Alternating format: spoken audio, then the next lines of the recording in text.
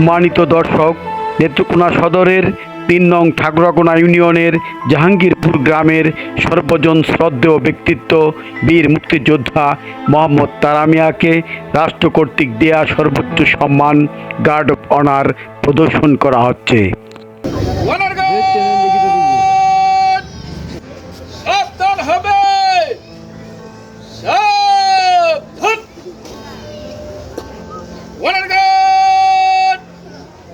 বীর মুক্তিযোদ্ধা মরহুম জনাব তারা মিয়া সাহেবের মৃত্যুর সম্মানার্থে রাষ্ট্রীয় মর্যাদায় সম্মান প্রদর্শন করিবে। সশস্ত্র সালাম দিবে, সশস্ত্র সালাম।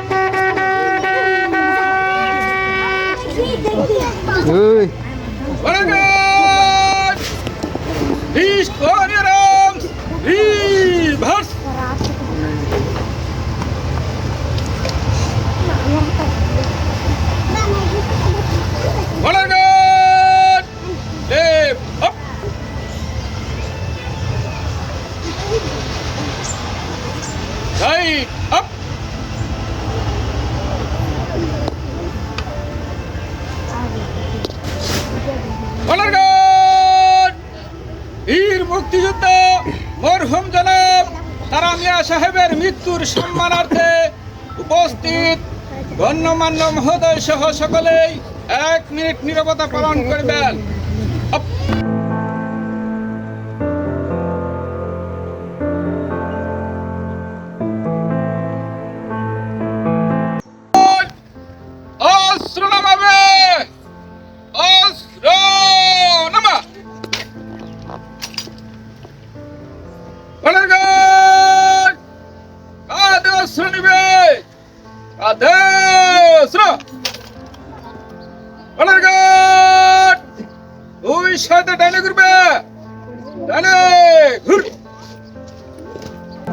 জাতির শ্রেষ্ঠ সন্তান বীর মুক্তিযোদ্ধা মোহাম্মদ তারা মিয়া আর নেই।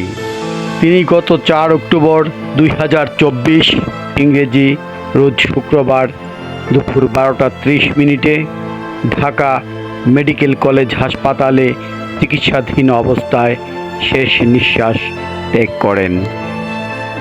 পরদিন 5 অক্টোবর 2024 রোজ শনিবার জাহাঙ্গীরপুর গ্রামে মরহুমের নিজ বাড়ির সামনে নির্বাহী ম্যাজিস্ট্রেট মেহেদি হাসানের নেতৃত্বে এই গার্ড অফ অনার অনুষ্ঠান সম্পন্ন হয়।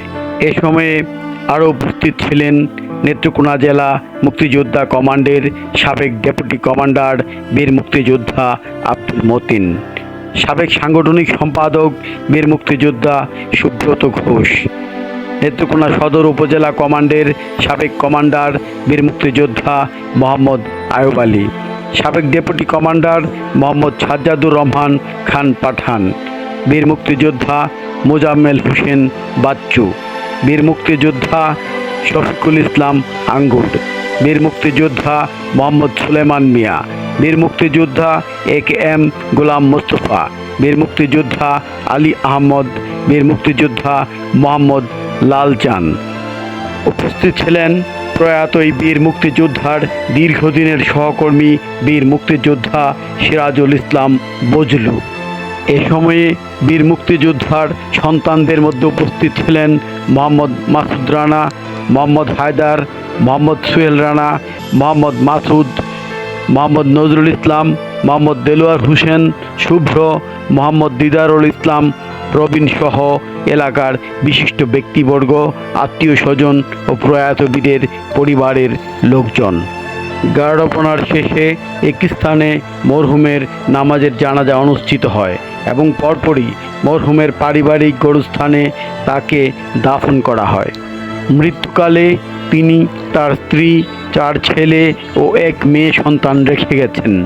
আমরা শুভ্র টিভি চ্যানেলের পক্ষ থেকে মরহুম এই বীরের বিধি আত্মার শান্তি ও তার পরিবারের লোকজনদের মঙ্গল কামনা করি।